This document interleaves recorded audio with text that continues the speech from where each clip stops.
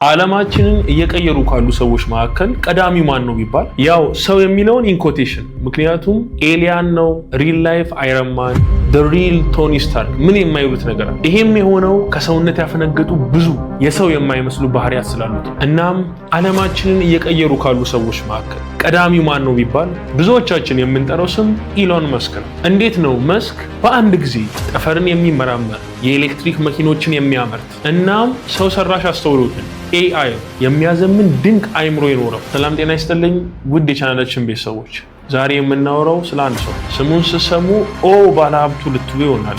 ግን እሱ ከሀብት በላይ ድንቅ አይምሮ ያለው ዓለም ለምን እንደዚህ አትሆንም ብሎ የሚጠይቅ ድንቅ ሰው ነው።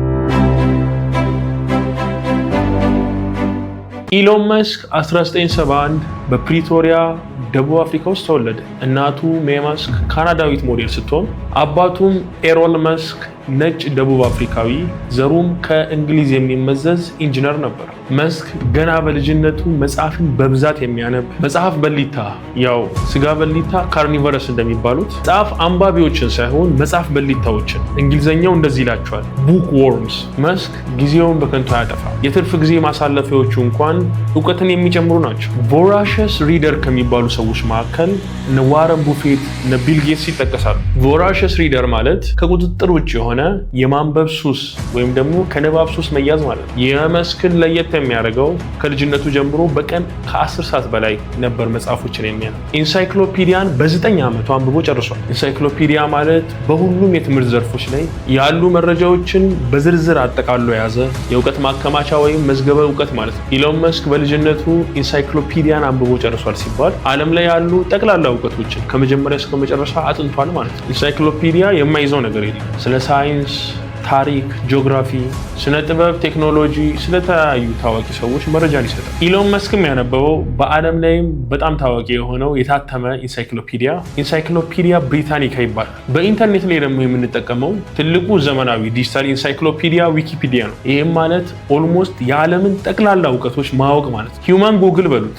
መስክ የቪዲዮ ጌም በጣም ይወዳል። መጫወት ብቻ ሳይሆን ኮዲንግንም የተማረው በጌሞች አማካኝነት፣ ትምህርትም እንደ ጌም መሆን አለበት የሚለው ፍልስፍና የመጣው በዚህ አማካኝነት። ይህም ማለት እነዚህን 4 ነጥቦች መያዝ አለበት። የመጀመሪያው ተነሳሽነት ኢንትሪንሲክ ሞቲቬሽን። አንድ ሰው ቪዲዮ ጌም ሲጫወት ማንም ተጫወት ብሎ ያስገድደው፣ ተጫዋቹ ራሱ ፈልጎ ነው የሚጫወት። ትምህርትም ተማሪዎች አስገዳጅ ስለሆነ ሳይሆን ስለሚጓጉ የሚማሩት መሆን አለበት። ቪዲዮ ጌም ውስጥ የምናገኘው ደስታ ትምህርት ውስጥ መኖር አለበት። ይህም ማለት ኢንተራክቲቭ ወይም አሳታፊ የሆኑ የትምህርት መንገዶችን መጠቀም ማለት ነው። ለምሳሌ ጌሞች እና ተግባር ተኮር የሆኑ ትምህርቶች አሳታፊ በሆነ ማለትም ቲዮሬቲካል ባልሆኑ መንገዶች የሚያስተምረን የትምህርት መንገድ ኦር ሲስተምን መፍጠር መቻል አለበት። ሁለተኛም ደረጃ በደረጃ ማደግ ሌቭልስ ኤንድ ፕሮግሬሽንስ። ቪዲዮ ጌም ስትጫወት መጀመሪያ ደረጃ 1ን ትጀምራለህ። እሱንም ስታሸንፍ ወደ ደረጃ 2 ትሸጋግራለህ። በትምህርትም አንድን ቻፕተር በሚገባ ተረድተህ ስትጨርስ እንደ ጌም ሌቭል አፕ እንዳደረግክ ሊሰማ ይገባል። ይህም ስሜት ተማሪው ወደ ቀጣይ ስቴፕ እንዲሄድ እንዲጓጓ ያደርገዋል። ይህም ማለት ፕሮግረስህን እድገትህን ትራክ የምታደርግበት መንገድ ያስፈልጋል። የትምህርት ስርዓቱ እንኳን ይሄንን ባይፈቅድልህ አንተ የራስን እድገት ፕሮግረስ ትራክ የምታደርግበትን መንገድ መፍጠር አለብህ። ሶስተኛ ፈጣን መልስ ኢንስታንት ፊድባክ። በጌም ውስጥ ስትሸነፍ ወዲያውኑ ጌም ኦቨር ይላል።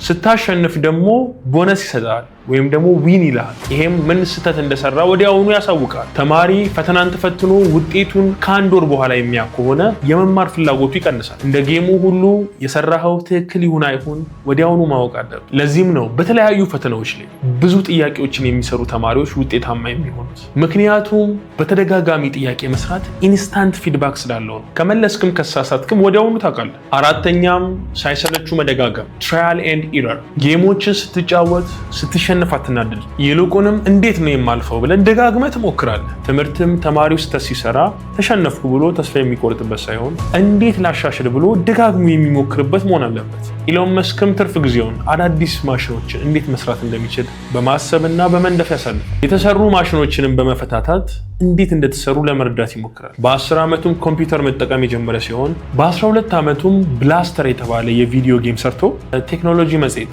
በ$500 በመሸጥ የመጀመሪያውን የቢዝነስ ስኬት አስመዝግቧል። ኢሎን መስክ ዛሬ የዓለማችን ባለጠጋ ቢሆንም የልጅነትና የወጣትነት ጊዜው በስቃይ የተሞላ ነበር። በ9 ዓመቱም ወላጆቹ ሲፋቱ ከአባቱ ጋር ለመኖር መረጠ። አባቱ አባቱ ግን እጅግ በጣም ጨካኝ፣ በልጁ ላይም የስነ ልቦና ጫና የሚያደርስ ነበር። ይህም የማይሞላ የፍቅር ክፍተት መስክን ወደ ስራ እንዲያደላ አድርጎታል። በትምህርት ቤት ውስጥም ጎበዙ ልጅ በመባሉ ተማሪዎች በጣም ይጠሉት ነበር። አንድ ቀንም ተማሪዎች ከደረጃ ሊጥለውት ደብድበውትም ራሱን ስቶ ለቀናት ሆስፒታል ተኝቷል። አሁንም ድረስ በዛ ጥቃት ምክንያት የመተንፈስ ችግር አለበት። መስክም የ17 ዓመት ወጣት እያለ አንድ ትልቅን ውሳኔ ወሰነ። ደቡብ አፍሪካንም ጥሎ ወደ ካናዳ ተሰደደ። ኪስ ውስጥ ምንም ብር አልነበረም። በእርሻ ላይም እየሰራ ነው ራሱን ያስተዳድር የነበረው። የዩኒቨርሲቲ ትምህርቱንም በካናዳ ኩዊንስ ዩኒቨርሲቲ ጀመረ። ግን ዓላማው አሜሪካ መግባት ነበር። አሜሪካም ከገባ በኋላ ፔንሲልቬኒያ ዩኒቨርሲቲ በትኩረት ትምህርቱን መማር ጀመረ። እዚህም ዩኒቨርሲቲ ፊዚክስና ኢኮኖሚክስን ተማረ።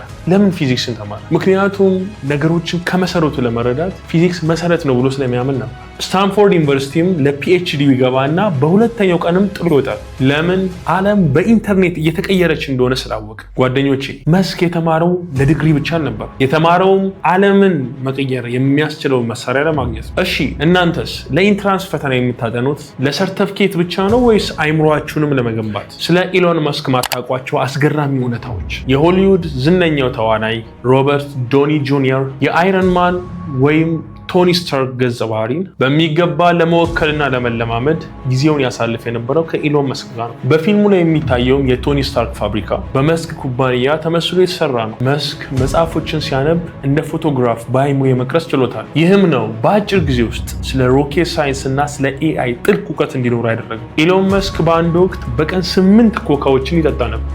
ምክንያቱም ሳይተኛ ብዙ ሰዓታትን ለመስራት እንዲረዳው ነው። እዚህ ጋር ማወቅ ያለባችሁ ኮካን በብዛት መጠቀም ለጤናችን በጣም ጎጂ መሆኑን እናም እንድትጠቀመው አልመክርም። ሌላው የሚገርማችሁ ኢሎን መስክ የ3 ሀገራት ዜግነቶች አሉ። የደቡብ አፍሪካ፣ የካናዳ እና የአሜሪካ ዜግነት። ይህም የሚያሳየው ህልሙን ለመከተል ድንበር እንደማያግደው። መስክ አንድ ትልቅ ሚስጥር አለው። ፈርስት ፕሪንሲፕል ቲንኪንግ ይባላል። ይህም ማለት አንድን ትልቅና ከባድን ነገር ወደ ትናንሽና ቀላል ክፍሎች መሰባበር ማለት ነው። ለምሳሌ ሮኬት መስራት ውድ ነው ተባለ። መስክ ግን ሮኬት የተሰራበት ብረት፣ አልሙኒየም እና ነዳጅ ስንት ያወጣል ብሎ ጠየቀ። ሲያሰላውም ዋጋው 2% ብቻ ሆነ። እንግዲያውስ እኛው ራሳችን እንስራዋል። ስኬቱም እዚህ ጋር ነው። መስክን ከብዙ ሰዎች የሚለዩት 3 ዋና ዋና የሚመራባቸው ህጎች አሉ። የመጀመሪያው ታይም ብሎኪንግ፣ የ5 ደቂቃ ህግ። መስክ ቀኑን በ5 ደቂቃ ልዩነቶች ነው የሚመደው። እያንዳንዷም ደቂቃ የታቀደላት ናት። ይህም ለእናንተ ሰዓታችሁን እንድትቆጥቡ ትልቅ ትምህርት ነው። ሁለተኛው ደግሞ የ80-20 ህግ። 80% ውጤት የሚመጣው ከ20% ወሳኝ ስራዎች ነው። መስክ አላስፈላጊ ስራዎችንና ስብሰባዎችን ኖ በማለት ጊዜውንም በዋና ስራዎች ላይ ብቻ ያውላል። ሶስተኛም ሃርድ ወርክ፣ ከፍተኛ ጥረት። መስክም በሳምንት እስከ 100 ሰዓታት ይሰራል። ሌላው በሳምንት 40 ሰዓታትን ሲሰራ አንተ በሳምንት 100 ሰዓታትን ብትሰራ ሌላው በአንድ ዓመት የሚሰራውን አንተ በ4 ወራት ትጨርሳል። እነዚህን ህጎች በመጠቀም መስክ የገነባቸው ትልቅ ካምፓኒዎች። መስክ አንድ ካምፓኒ ከፍቶ በቃኝ የሚል ሰው አይደለም። ዓለምን የሚቀይሩ በርካታ ግዙፍ የሆኑ ካምፓኒዎችን መስርቷል። ለምሳሌ ስፔስ ኤክስ የሰው ልጅ ማርስ ላይ እንዲኖር ለማድረግ የተቋቋመ ተቋም። ለመጀመሪያ ጊዜም በግል ባለ ሀብት ተሞክሮ ሮኬትን ወደ ጠፈር ልኮ በሰላም ማሳረፍ የቻለ ድንቅ ኩባንያ። ተስላ ደግሞ ዓለም ከነዳጅ ወጥታ በኤሌክትሪክ እንድትጠቀም አብዮትን የፈጠረ ኩባንያ ነው። በዚህ ሰዓትም ቴስላ የዓለማችን ውድ ከሚባሉ የመኪና ካምፓኒዎች መካከል። ኒውሮሊንክ ደግሞ የሰውን አእምሮ ከኮምፒውተር ጋር ማገናኘት የሚሰራ ድንቅ ቴክኖሎጂ ነው። ፓራላይዝድ የሆኑ ሰዎች በሀሳባቸው ብቻ ኮምፒውተሮችን እንዲያዙ እየሰራ ያለ ድርጅት። እንደምታውቁትም ኤክስ ወይም የቀድሞ ትዊተር አሁን የኢሎን መስክ ነው። የዓለም የሀሳብ መድረክ እንዲሆን ብሎ አስቦ የገዛው ፕላትፎርም። ሌላውም ስታርሊንክ በጠፈር ላይ በሚገኙ ሳተላይቶች አማካኝነት ለዓለም ሁሉ ፈጣንን ኢንተርኔት የሚያቀርብ ፕሮጀክት ነው። በቅርቡም ኢትዮጵያ ላይ የመጣውን አይሾ ስፒድን አይታችሁ ከነበረ በተለያዩ ሀገራቶች ሲጠቀም የነበረው ይህንን ስታርሊንክ የተባለ የኢንተርኔት ሲስተም ነው። እንግዲህ ተመልከቱ፣ መስክ እነዚህ ሁሉ ካምፓኒዎች የገነባው እችላለሁ ብሎ በማመኑና እውቀትንም ከመሰረቱ ፍሮም ስክራች ፈርስት ፕሪንሲፕል ብሎ በመማሩ። ፊውቸር ኤክስም የተመሰረተው ልክ እንደ መስክ ካምፓኒዎች ነው። ስፔስ ኤክስ ሰዎችን ወደ ጠፈር እንደሚያደርስ ሁሉ ፊውቸር ኤክስም እናንተን ወደ ዩኒቨርሲቲዎች ያደርሳችሁ። ኒውሮሊንክ አእምሮን እንደሚያዘምን ሁሉ በፊውቸር ኤክስ ያሉ የትምህርት ጌሞች የእናንተን የማሰብ ችሎታ ያሳድጋሉ። ተስላም አዲስ መንገድን እንዳሳየን ሁሉ ፊውቸር ኤክስም በኢትዮጵያ ውስጥ አዲስ የመማሪያ መንገድን ይዞላችኋል። የ12ኛ ክፍል ተማሪዎች ከኤሎን መስክ የምንማረው ትልቁ ነገር መሳሪያው ካለ ማንኛውንም ተራራ መናድ እንደምትችል፣ ለእናንተም ደግሞ ዋናው መሳሪያችሁ ፊውቸር ኤክስ አፕሊኬሽን